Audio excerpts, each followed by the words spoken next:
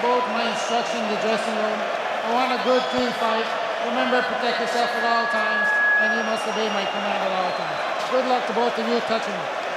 A monumental gamble, high stakes, remarkable risk for huge reward, or ring failure on the starriest of stages. It's been hard to find anyone outside Kell Brook's inner circle who genuinely believes he can cause the sort of seismic shot that Sugar Ray Leonard did almost 30 years ago in Vegas against Marvin Hagler, or become a reigning world welterweight champion, to dethrone a reigning world middleweight champion like Emil Griffith did back in 1966.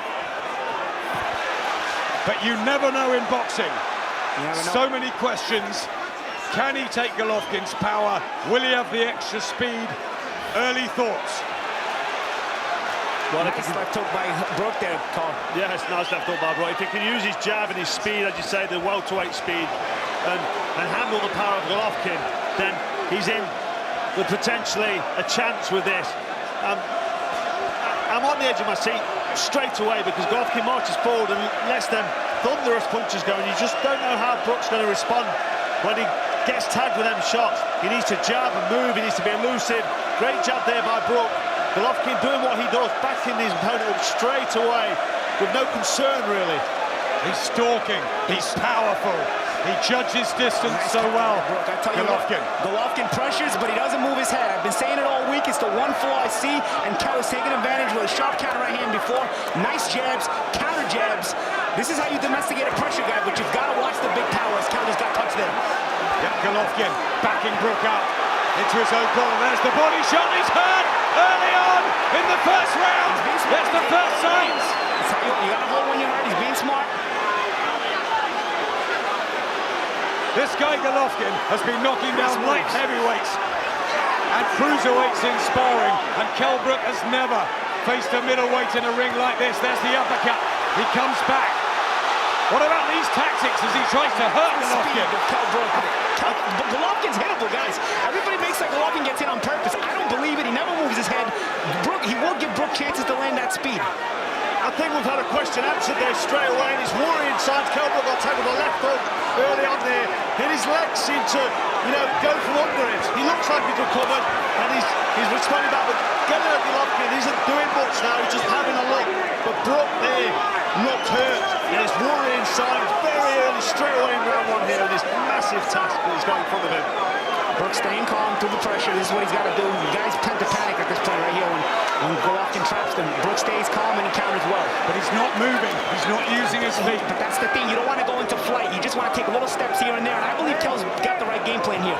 You plant when Golovkin doesn't come forward, so you can do this. Oh, big uppercut from Brook and a right hand. Great shots from Brook there. He landed. I'm not sure how Golovkin responded to that, but he looked hurtful. I'll tell you what. When was the last time Golovkin was backed up? And if Brook can do that, even momentarily, the confidence will just be running through his veins. I like how Brook is not in flight. He's just taking little steps. He's planting and shooting and making the shots count. You're right, he's not running. The problem is he got robbed, so do you give him the... I mean, it was a big round aside, but he got hit with that big shot that rocked him, so you can give Golovkin the round. Worrying round for Brook early on, but he responded very well. These best shots from you are. Relax. That's all you got to do. He's not...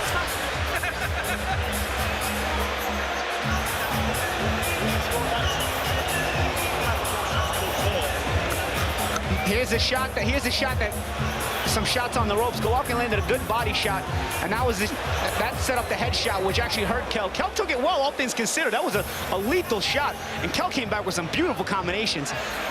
Like I say, got hit with that left hook and he looked stunned momentarily. It looked like his legs went from under him a little bit, but he recovered well. And he landed some hurtful look. He shot left hook there on Golovkin's chin. Fighting fire with fire early. We thought that might be. He's got more skills. Here's the thing. That's what I've been saying. The athleticism of Kell. He's got more skills.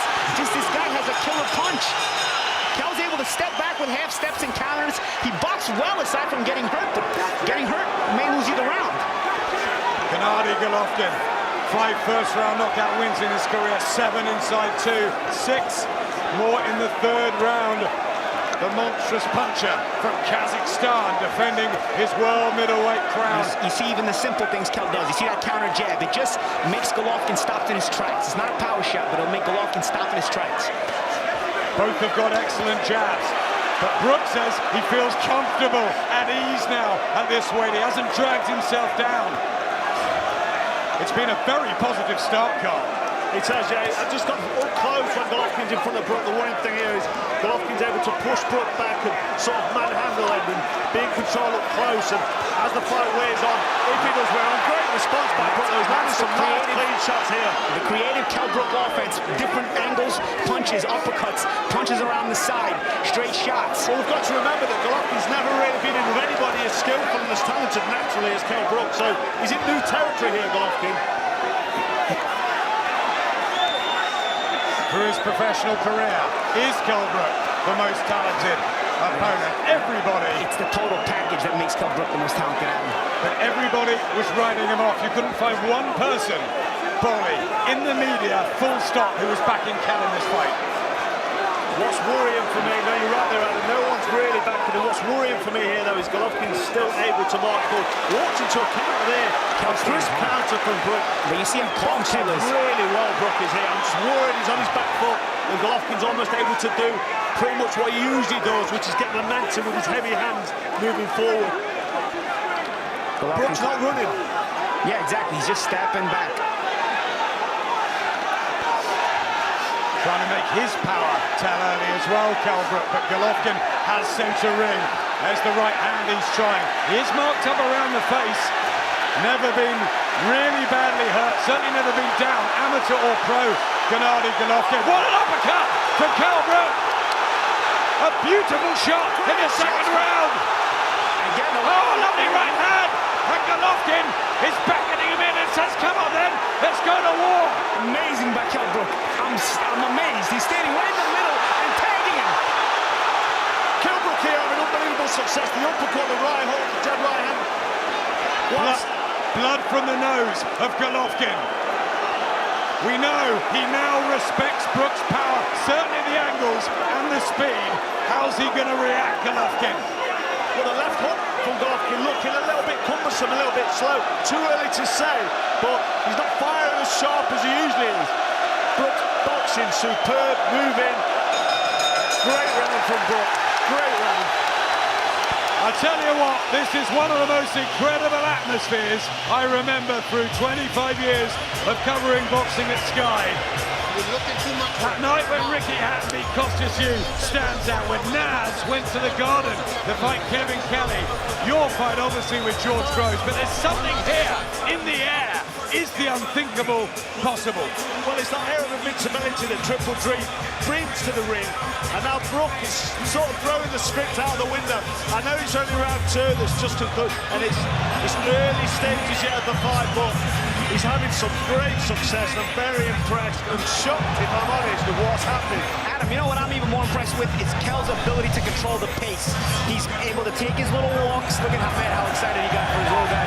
Nassim Hamid, he's a kid. Called me this morning, we were on the phone for an hour. He said, believe, I've known this guy all my life. He's an animal, he's got something special inside him. He's not just got the skills, but he's going to stand there and beat Golovkin up. And that's come from Nassim Hamid, who knows him very well. He's obviously going to be biased, but he sees him in the gym, he knows him inside out, and Kel is doing well. Just out of balance there, Kel stumbles to the floor, just a balance thing. No, not frustrated. Look at Golovkin's face, though. He's getting frustrated. This is what I've never seen from Golovkin, and I was always curious about. Really frustrated. Look at Golovkin. We don't see this. You're right, Paulie. Maybe he's rattled. Kel Brók needs to be careful now. Get a tight guard and close that gap. Don't be on the end of them shots. Closing down the distance, Golovkin. Stalking. Ripping home shots. Trying to really back up Brók in the way he knows how. Those middle rounds where all the stoppages come. 3, 4, 5, 6 body shot. How's Kel Brók going to take the shots to the torso, to the solar plexus? That's where Matthew Macklin struggled. He's complaining about an eye here, Kel. Looking at his corner there, distressing signs. You don't like to see that. Kel Brók, he's blinking. He's worried about something. He needs to just get on with it. Speed, though. Creative punch selection and speed. thought he would go swiftly around the ring, using mobility and adaptability. He's turned it into a mini hack that hurts this. He took a great right hand there from Golovkin, and he just brushed it off. He looked okay with that power, and this is what I wanted to see, how he responded to the power. And I'm very happy with the way he took that shot and responded. Just gotta say, early doors, but Golovkin looks rattled, he looks upset, and he's firing, he's moving forward, and he's letting these shots go, but he's looking marked around the face, bruised and swollen. Yeah, but here's the thing, Carl. Kel cannot take shots like that from this big puncher consistently. That's right, Paulie, he can't be taking big shots from Golovkin. I'm getting excited from what I'm seeing, but it's looking dangerous, but Bروk responding well. Nice combinations back from Brók, and the uppercut. That's the one they want to see. He's got to go to the body. He's not gone to the body yet. I want to see a body shot from Kell Brók. He's a great body puncher. But this is what Kell Brók brings to the ring, these variety of punches, his skill, his natural ability. Golovkin is not enjoying this. Golovkin nods, and there's blood from the nose of Kell Brók. It's such a valiant, brave, attacking start. Can he keep this going, or will Golovkin find a way to subdue the storm and break him up? Just worried about that weight and that natural weight advantage from Golovkin, and he feels that natural weight big right hand from Golovkin. But Brók is marking up badly as well. Swelling by Brooks, right eye. Golovkin was a man on a mission when the round started. He came out with that extra pressure to make a statement to Brók this round. Back comes Brók. It's sensational, sizzling action here at the O2 as they go toe-to-toe. What a fight! Unbelievable stuff. Giving the Golovkin there, hitting after the bell, which is signs of frustration. I can't really split them in that round. It's not what I expected. Fantastic from Kell Brók. I'm just worried that that weight from Golovkin, that natural size and weight and strength, will start to tell as this fight wears on.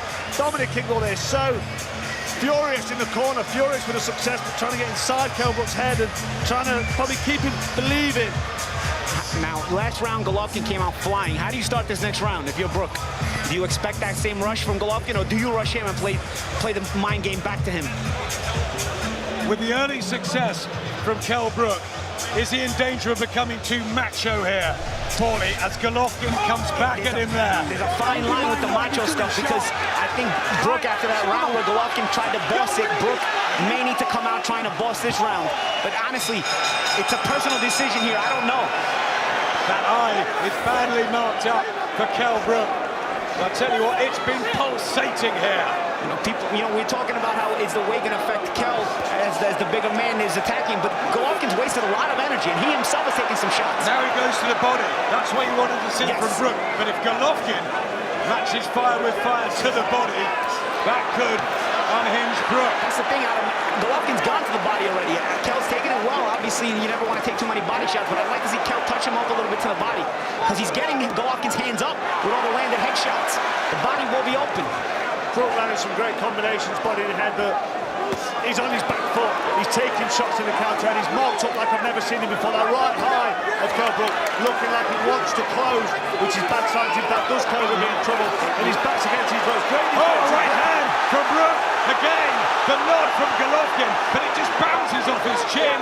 Yeah, but they're scoring blows, Adam. They're scoring blows. There's a round-winning shot. This can't go the distance, Paulie, sure. I don't know. I mean, the way it is, I don't know if Kell Brók's orbit bone is broken. I had that injury with Miguel Cotto. His eye is swelling rapidly. It's a shootout, but there's some clever, classy work going in. He's still staying so calm, just making Golovkin miss by ever so little. It takes a calmness to you. It takes a real skill to do that, especially when you know the guy punches as hard as Golovkin. Fantastic talent, Kell Brók, and he's showing that in this fight here. He's just keeping out of range. He's staying calm under pressure. Yes, he's getting hit, but he's not getting hit with punches he doesn't see coming. And he's still thinking. Despite the duress, he's still thinking. His shots are still creative. Yeah, he's moving a little more than he was a couple of rounds ago, but he's still got his eyes wide open, seeing the shots, trying to turn Golovkin. I just want to see Brók put some combinations together when he's against them ropes. As Golovkin marches forward, and that uppercut, right hand, left hook, 3-4 punches, just to keep Golovkin at bay and give him something to think about. Don't back up and sit there and soak these shots up, because it's going to have a detrimental effect. Trying to get the jab going, Golovkin doesn't look perturbed, even though he hasn't found his normal rhythm or range. Congratulate Brook for that. Whatever happens now, it's been a monumental effort as he smiles Kell Brook. There's that jab. He's got to keep using it. There it is. Because Golovkin does not move his head. But when Daniel Gill hit him, he knocked Gill out. Of course. Well, that's why you got to move your head after you land. Golovkin's got a great chin. We know that already. It's a matter of landing the shots to score and maybe slowing him down ever so little so you can get some breathing room during the round. Tries the uppercut again, partially blocked from Golovkin. This is a man, Kell Brook, that's only had the likes of Kevin Bizier, Jojo Down, Frankie Gavin to deal with at welterweight. Now he's in with this guy, Golovkin, the man, the fearsome reputation. And how is he handling himself? Let me tell you, if Kell Brook was a middleweight, I would not be worried at all. The only reason I'm worried about Brook at the minute is because of this weight distance. I know they're both weighing in a middleweight, but he's not a middleweight, Kell Brook. This is phenomenal from Brook. I'm so impressed, and Golovkin doesn't look like he's enjoying himself. But as you go back again, he's now on his front foot, and he's backing Brook up. Guys, I don't know, maybe I'm being biased, but... Do you know what? We couldn't wait for this first bell to go, the anticipation. Who could have thought we'd have 4 rounds like that? Extraordinary. And Brook came back after a very tough third round, and he could have won that 4th round. I mean, he boxed well, landed a nice check hook there as he on the way out, as we saw in that replay just now. Smart decision-making, even under duress. There's a sharp shooting right hand there. You know, he could have won the 4th round after a very difficult third round, and that shows mental fortitude. Dominic Ingle working on the eyes. John Ingles around as well. They've been with Kell pretty much the whole way since he was 9 years old and walked into that Winkerback gym. The likes of Harold Bomber Graham, Johnny Nelson, Prince Nassim Hamid, Ryan Rhodes, the conveyor belt of talent. And when their backs are to the wall, this is where the Winkerback fighters deliver. But Gennady Golovkin still marches on. As if, okay, you've given me your best, now it's my turn. Backing Brook up, and those left hooks are worrying. But Brook is riding with some of them at him. He's not taking them fully cleanly. Not that you want to see this. Can he keep this up? Those on his back foot? You're right, he's riding the shots, but he's under relentless pressure. But let's see if Golovkin punches himself out now. I want to see now if Kell answers back here. Yeah, macho there from Kell Brook, sharing, look, I'm not hurt, is that all you've got? But these punches are hurting. Let me tell you, I can feel them sat here at ringside. And Brook does not want to be at the end of these punches in punching range here with Golovkin. He needs to start letting combination shots go. He's not happy with his right eye. I'm telling you guys, his orbit bone might be broke. The eye socket might be broke. I know that injury. It's a weird feeling. Still catches Golovkin. He's got the skill out of him. He's naturally, you know, he's got this talent, he's got this ability. And Golovkin's not been in front of anybody that can land this array of shots. Golovkin's not enjoying getting hit with these shots, but I don't think they're having a bad enough effect on him. He finds a way though, Gennady Golovkin, like he did against Grzegorz Proksa, against Curtis Stevens. So many have tried and failed. Our own great Matthew Macklin. But Brook's already lasted into the 5th round. But these are getting heavy now. The artillery. Brook sinks back. The towel's coming from Dominic Ingle. The towel's there from Dominic Ingle.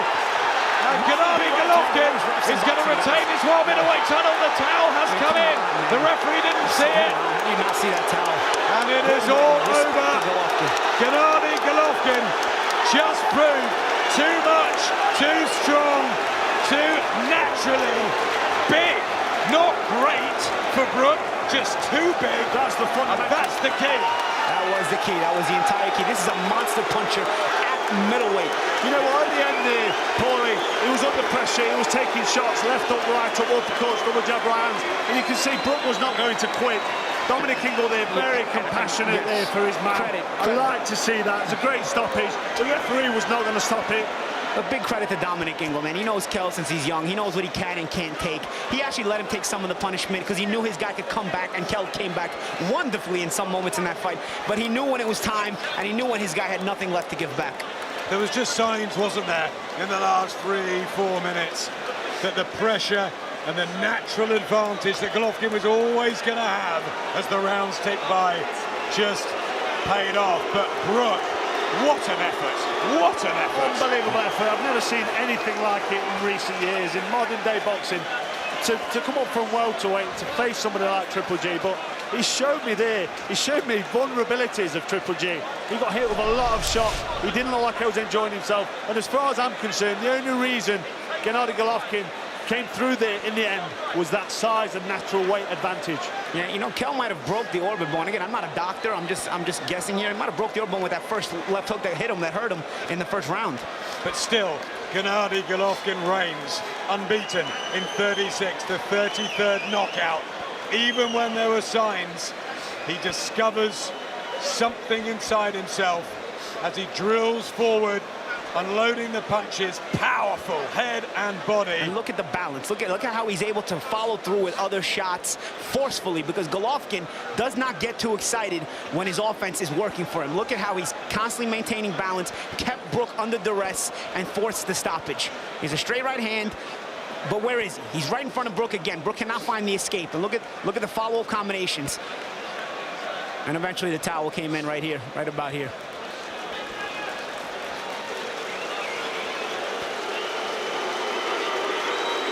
I don't know what Marlon B. Wright was looking at. I mean, that towel was out for about 20 seconds.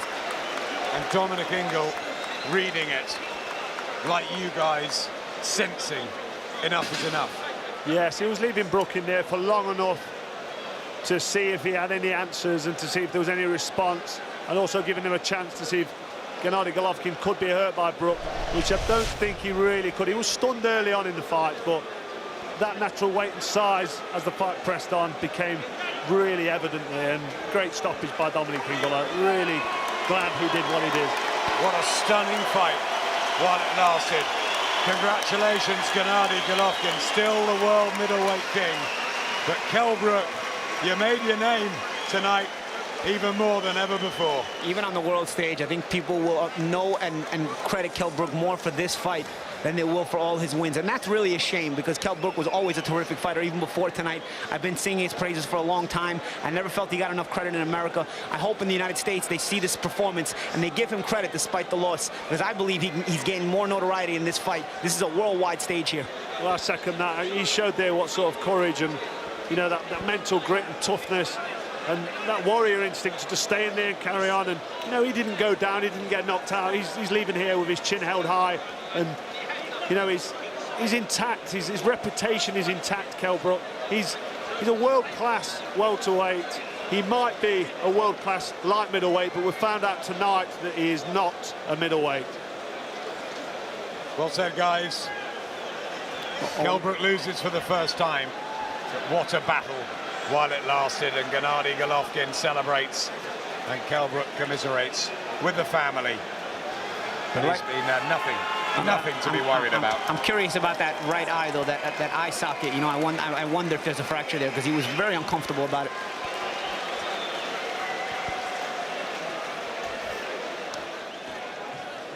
Ladies and gentlemen, the challenger's corner, the red corner, indicated to referee Marlon Wright to call a halt to the contest. Challenger retires, the winner by TKO victory. His record now 36-0, 33 KOs, 23 consecutive wins by knockout. Still, the undefeated, universally recognized middleweight champion of the world, Gennady Golovkin, a.k.a. Triple G. Fabulous to have him in London, Gennady Golovkin. What a stage, what a night.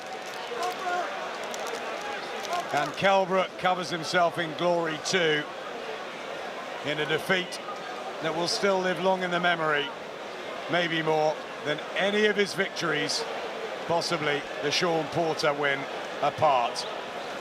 What guts, what courage, but he fell short as most predicted he would. And Andy Scott with, in the end, a very worthy winner. Gennady. Yes. Just while they fix all number of belts to you. Yeah.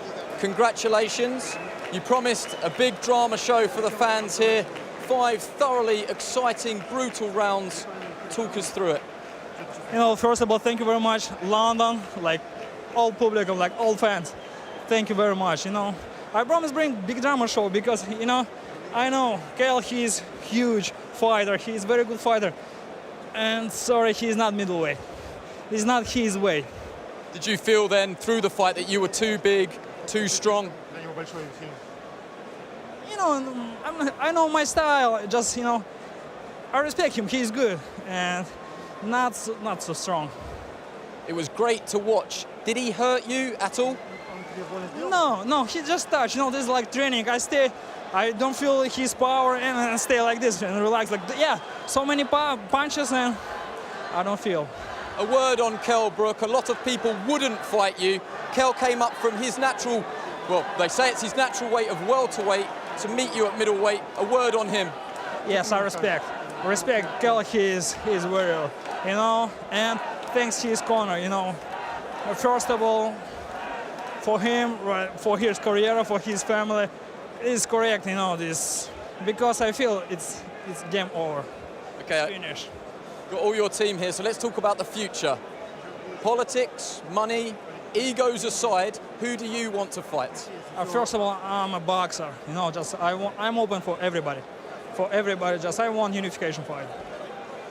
Okay. In the build-up, I heard Abel Sanchez, your trainer, mention the names Eubank Jr. This fight didn't happen this time.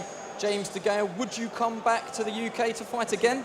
Oh, absolutely. First of all, I would like Billy Joe Saunders because he has WBO belt. The WBO champion Billy Joe Saunders, you would come back to London to fight him here? Of course, 100%. Canelo has gone down to fight Liam Smith. If he came back up to middleweight, would you still want to fight Canelo with everything that's gone on? I'm still in my weight. Absolutely, I'm open for everybody. Let's have a word with your trainer, Abel Sanchez. Big smile on your face. Abel, is there a middleweight around at the moment that can stand up to Gennadi's power, in your opinion? No, I've said anybody from 54 to 68 wouldn't go 12 rounds with him. Kel is a very good fighter, as you saw right now, but eventually they're going to break down, and eventually his power and his ability to land clean punches is going to take effect, just like it did with Kel. I'm happy that the corner protected Kel because these guys are not going to quit. He's a warrior, and Dom felt it was necessary at that point, and I'm glad everybody's fine. Okay, pleasure working with you guys this week. Congratulations. Let's have a word with a brave, courageous, ultimately defeated Kell Brook. Kell. Yeah. Must be difficult to put into words, but try for us. I'm devastated. You know, he obviously can punch, but you know, I expect him to be a bit bigger puncher. I think in the second round, I think he broke my eye socket, caught me with a shot. I think that he was catching me with his biggest shots, and I was starting to settle into the fight. You know, but I was seeing 3 or 4 of them out there, so it was hard to get through it. But I think that I was tricking him. His shots were coming underneath, and I was frustrating him.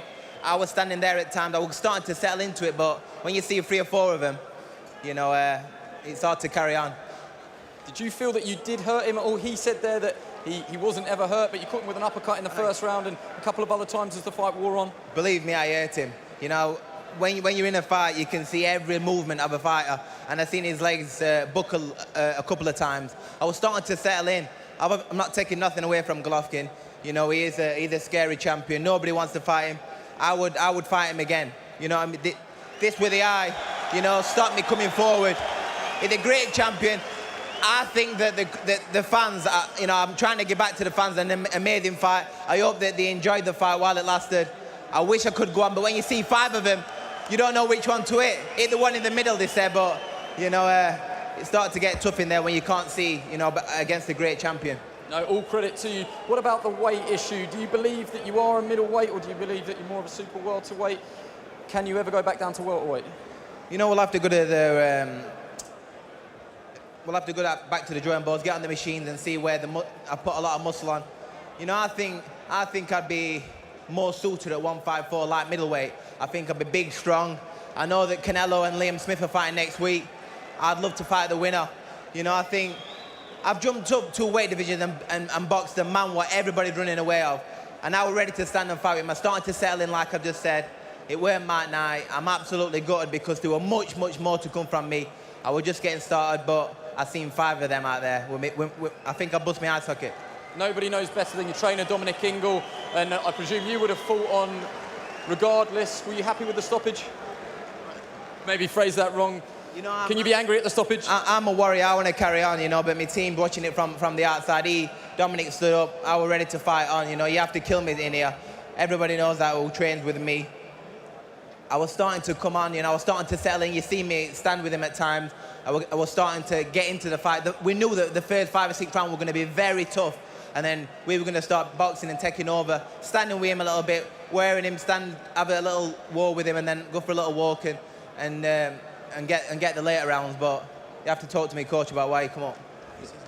Dominic, your voice is gone. Okay, we'll bring in promoter Eddie Hearn. Eddie, Dominic's voice has gone. He's struggling to speak there. Just a word on the courageous ability of let's try. When you're in with Golovkin, taking too many shots.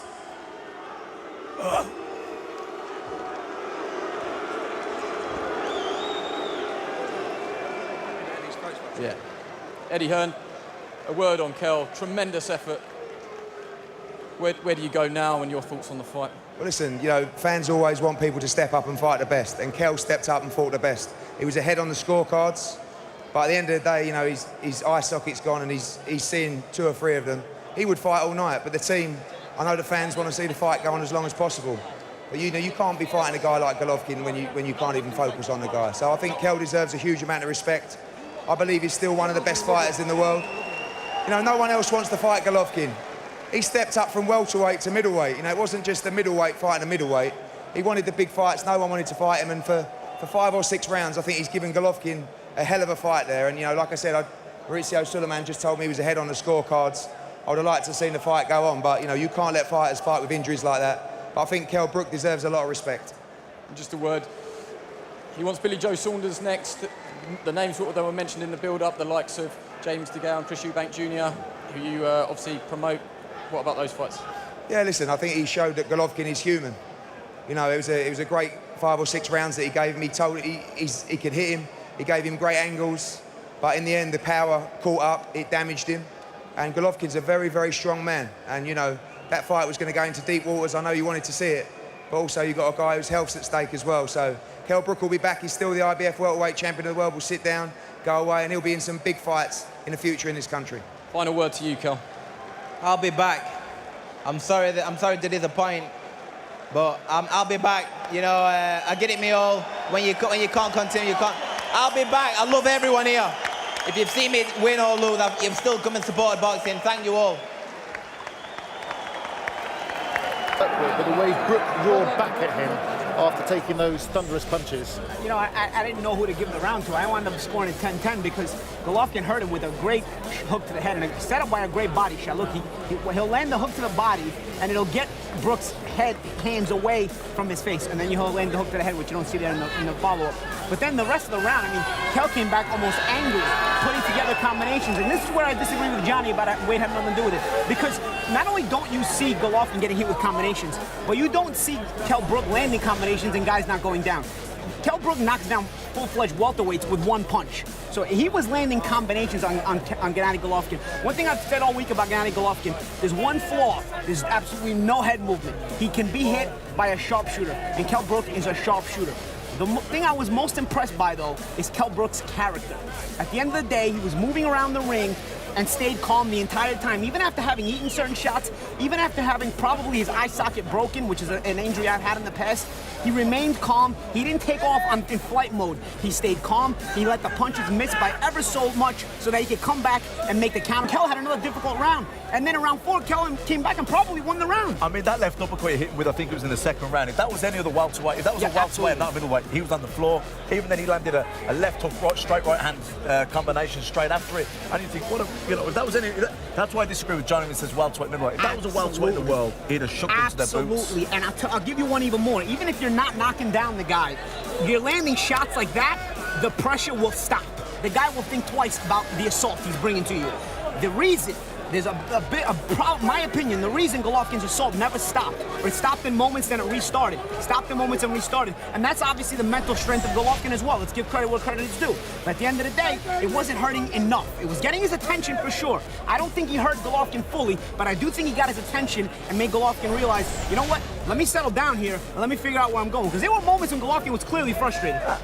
And confused. Yeah. He confused him, frustrated him. You could see him getting angry and almost walking after him. Did he show a blueprint on how to beat Golokin? I think so. I think so. I mean, you've got to sustain it for 12 rounds. And like you say, he landed flush. He landed some great shots. But he's a welterweight hitting a big middleweight, you know, and it's a middleweight hitting a welterweight, so the shots that hit him back, it just took more effect than they would have normally. And again, credit where credit is due. Look at the finish fight. And I thought it was a good stoppage. I thought it was a good stoppage too. It was a compassionate stoppage, but it was a good stoppage. I've had that injury. You do start to see double and triple. It's a weird injury, and you don't want to be seeing more double and triple when you're fighting such a big puncher. It gets more dangerous. Kell Brook can come back strong as ever off of this because of the merciful stoppage by Dominic Ingle. I think it's the best thing for him. I know he's angry, I know he's a competitor, but I think it's a good stoppage. And give Golovkin credit. He's the one that broke Brook's orbit bone if it's broken. I'll tell you what I'd like to see now. Liam Smith fights Canelo next week. I'd love to see the winner of that fight, Kell Brook. And I want to give credit for Golovkin with the finish too. Look how calm he stays on balance, doesn't throw himself all over Kell Brook and smother himself. Or look at he remains with look at the punch selection. The punch selection also keeps the proper punching distance so that he can get maximum leverage on every shot, forcing that stoppage. Golovkin well schooled, even in the moment where it counts to make it end. He didn't get too emotional. He stayed like a calculated finisher that he is. I thought Kell's movement